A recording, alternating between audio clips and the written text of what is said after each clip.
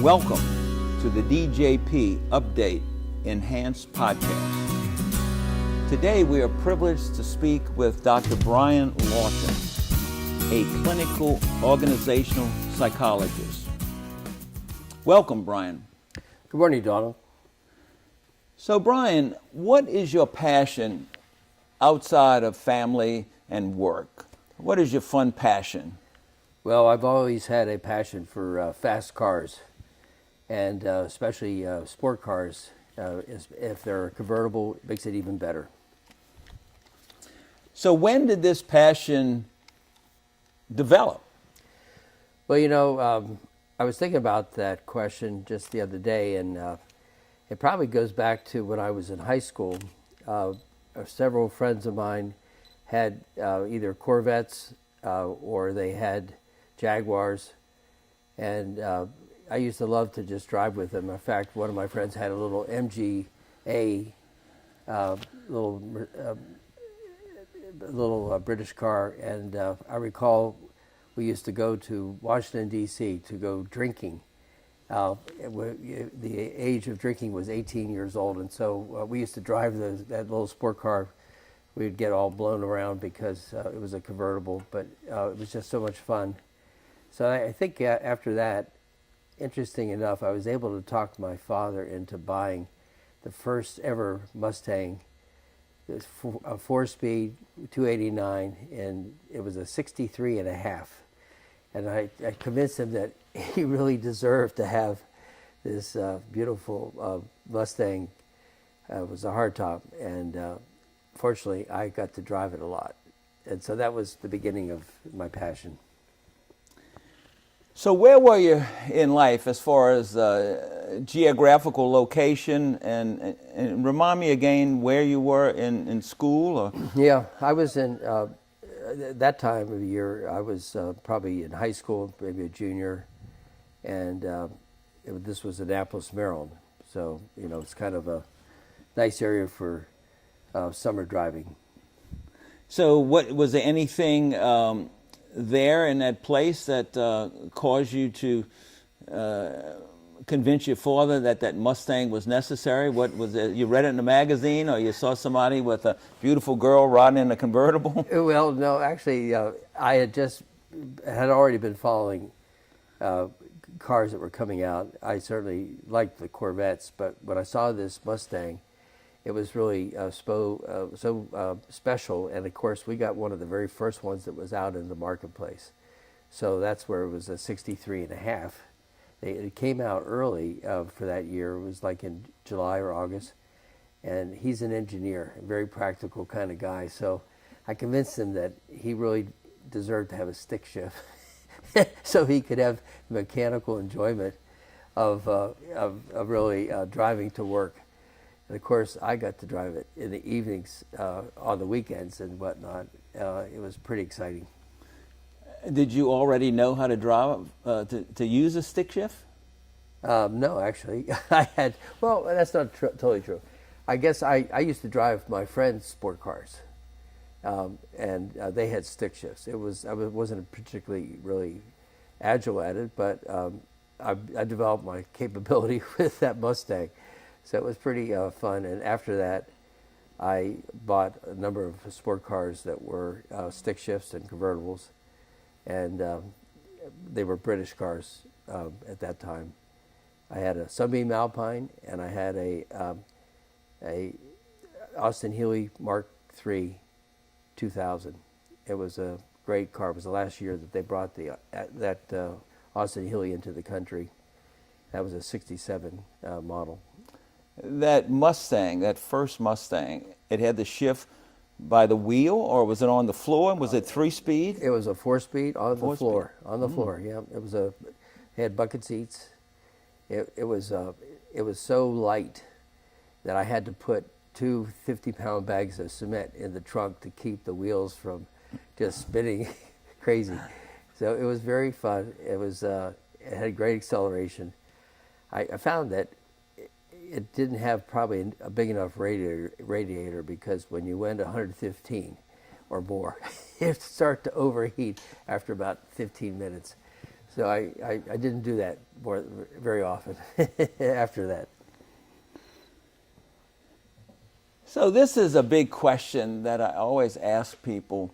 Why do you think you have this passion? Now, some people have another passion. Some people collect stamps. Some people look at the sky and look for shooting stars. But why? What is it about this particular passion with these types of cars that draws you to it? You know, I guess probably a couple different things. One is, I've already mentioned I like speed. I also like the freedom that you get when you're driving, especially with the top down and going through the countryside, under trees and whatnot. It's just so relaxing. And of course, I always love the sound of the engine, and I love to have the air, blowing through your face. It's just, I feel like I'm just totally at one with the car, and I love the challenges of learning how to manage high performance around turns and whatnot, and really feeling one with the car. So it's really a very physically active sport, it seems to me, and one that requires continual concentration and a continual strength to really control the car as well as it can be controlled. Would you say that you're a person that likes to be in control? Well, my friends say that, but I'd like to just think that I like to have a sense of being on top of my game. And so control perhaps is part of that. Okay, now I know this may be a tough question for you. First of all, I'm not going to say where these cars are located. Let's just say some undisclosed location in the United States of America in a carefully guarded, protected environment. List the cars that you have. Okay, so I have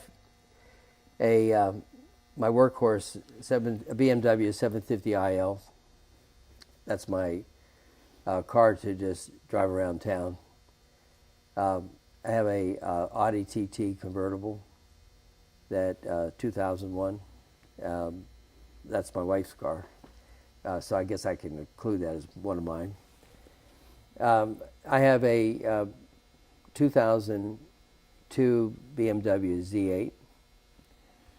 I have a 2005 SLK 55 AMG, Mercedes convertible. I have a 2005 CL 55 AMG coupe. I have a red 2007 Porsche GT3, and I have a SLS AMG GT 2013 Mercedes convertible. And lastly, I have a Audi R8 2011 convertible. Very impressive. Tell me a little bit about that that BMW Z8. How rare is that, and what is special about that car? Well, thank you for asking that. That was actually the beginning of my, you might call it addiction to collect cars. So that car was built after the design of the 507, which was a very special car that BMW had in its racing history back in 1957. They only made about 330 of those cars, and interesting enough, Marilyn Monroe and Elvis Presley both owned one. They were twice as expensive as Corvettes. They were $10,000 at the time, and it was the really first time that BMW entered the U.S. market with the notion of really trying to encourage people to consider BMW as a car to be had. When they were trying to revitalize the racing image of BMW's brand, in 1996, they decided to resurrect the 507 in concept. And so they asked the engineers to evolve the 507 as if they had never stopped making it, They built a special factory just to build these hand-built cars. They made about 430 of them a year, and they were all aluminum body with the M5 400 horsepower engine, and all the latest technology that BMW at the time was evolving, including lights that turn as you go around a corner to keep your lights always, straight on to the direction of the car. These cars were actually first shown in the public arena in a James Bond movie, The World Will Never End. And so that was the first time the rest of the world saw that car beyond just its original introduction at the Japan show, where they were showing it as a concept car. So I got the last year that they made 3 years of stick shift, 2000, 2001, 2002. It's a 6-speed stick shift. And in 2003, they made a even smaller production of automatics with a little less horsepower, about 385, I believe. And that was called the Alpino. It was really, I think, designed more for women who were wanting to look stylish. So that was a very exciting acquisition, and I've found that car, when I actually tried to buy it, they were listed originally manufacturer retail price of $130,000. When I tried to buy it, though, I went to the original dealer, and every dealer got one car, and they were adding another $130,000 to the sticker price. So they were selling generally for about $260,000 to $270,000, which was quite steep. And so when I finally decided that I would try to get one, regardless of the price, I found out that they no longer were being made. And so I had to buy one used over the internet, no less, from Bentley, Long Island. And I found it and had it shipped out to my current location. So how many years old was the car when you bought it? How many miles did it have on it? It had 6,500 miles, and it was 2.5 years old. And the car actually now has appreciated. It's worth close to $300,000 or more, depending upon the condition. I have 10,000 miles on it. So it appears that you buy these cars always as a used car, well taken care of car, low mileage, and each year you own the car appreciates in value. Well, that's the hope. It really depends upon, obviously, how rare the car is. Some cars are more special than others. So, for instance, the SLS Mercedes, again, that car, that GT version, they only made it for 2 years. They only made 400 in total in the world. And that car is likely to keep appreciating just because of its rarity. It was built as a gull-wing car or as a convertible roadster, which is what I have. So it was, and that car I imagine will every year go up a bit. Same thing with my Porsche, which is a relatively rare stick shift, 6-speed, red, fast kind of car. And so some cars will hold their value. Some will actually appreciate. That's unusual, but again, it depends upon the rarity.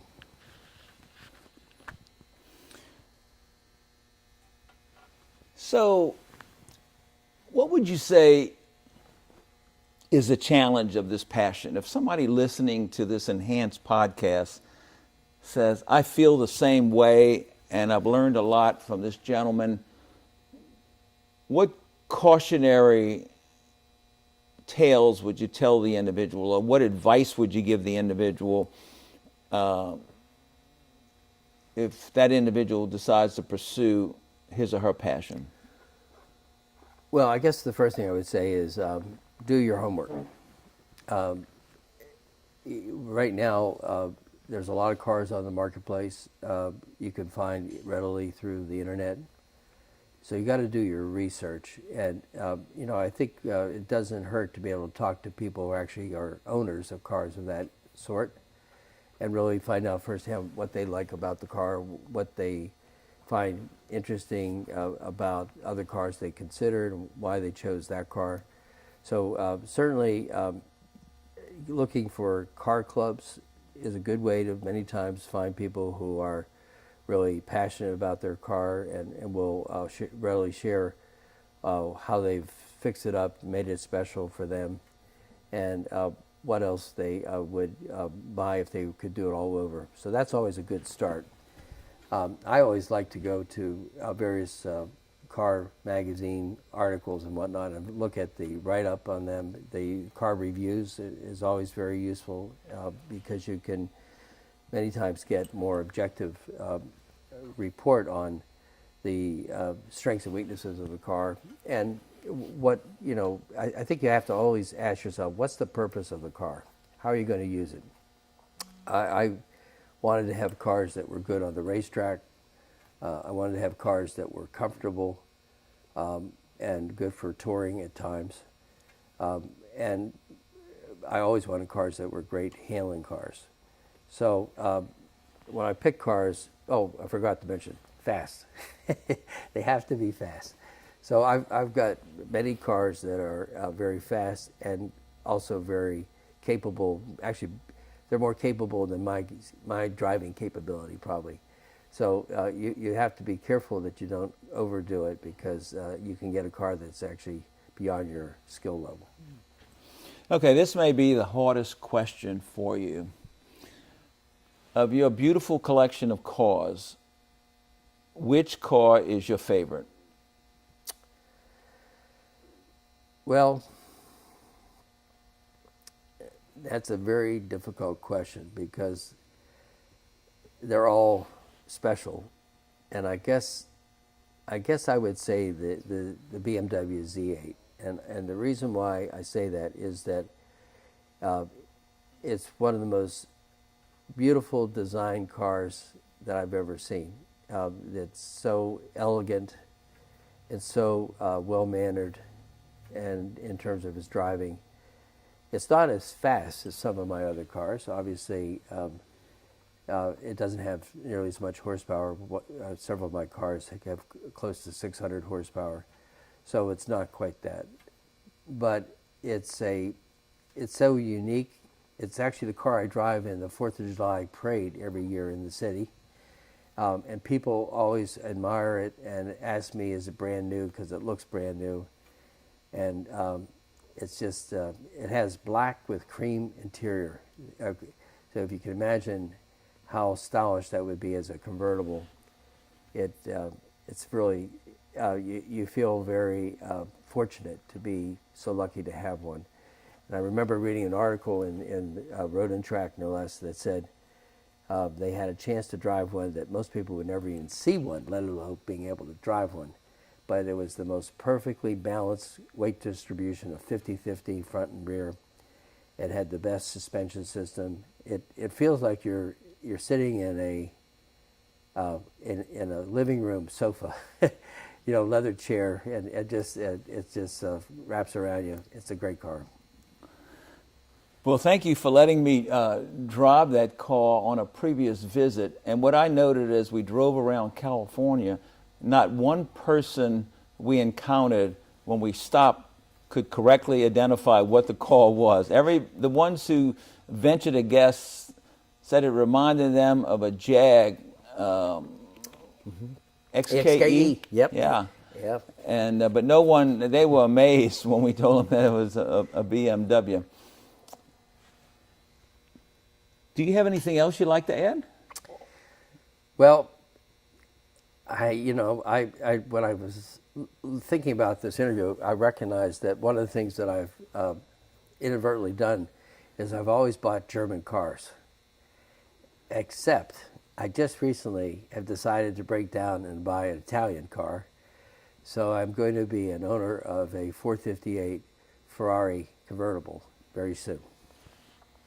Wow. And I know you being a very careful person, you are checking on all of the cars to make sure that any of those cars don't have any dangerous airbags, and the ones that might have them, you are notifying the dealers to get you a correction if there's a Takata ammonium nitrate airbag. Unfortunately, I'm still waiting to have my Mercedes, the GT airbag replaced, and I understand I'm going to have to do it for the Ferrari as well.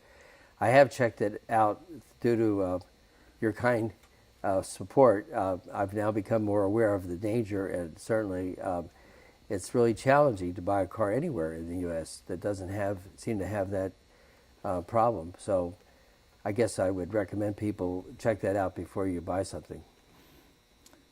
Well, this has been a fun interview, and any last thoughts? Well, I guess what I would say is this. Don't wait until you're too old to enjoy your passion. Go for it. You'll have a lot of fun. Bryan, have you ever driven on a racetrack? Well, thank you for that question. Actually, I have.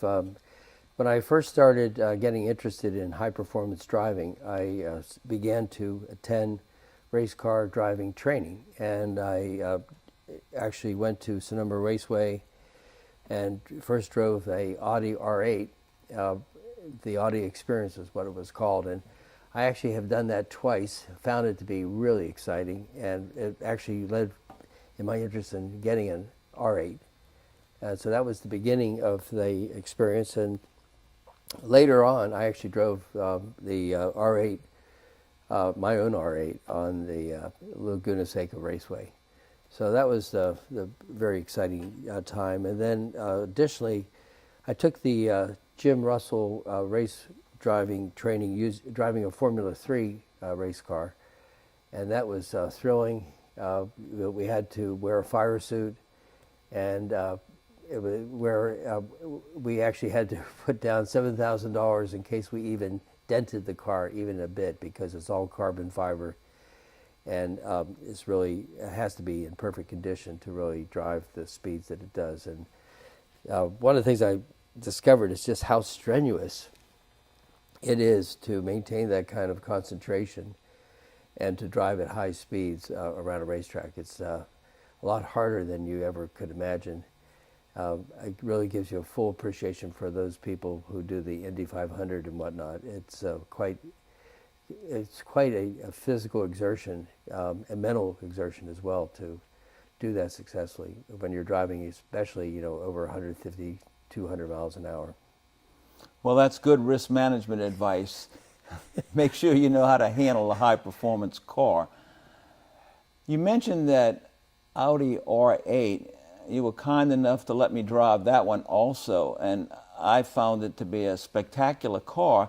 And what I found also very exciting was the slotted gates for the shifting. I noticed that some people, when they go from one gear to the next gear, they skip over. So they might be going from second to third, but really they end up in fifth, but not with that Audi, because you just got those gates. You follow the channel. No, exactly.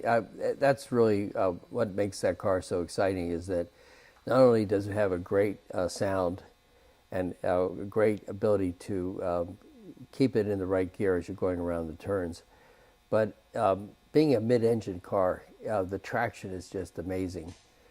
It's so forgiving, and you almost can't get into any trouble, because you can go around almost any turn way faster than anyone else. Thanks. Good advice, Bryan. A lot of fun. Thank you very much, Bryan.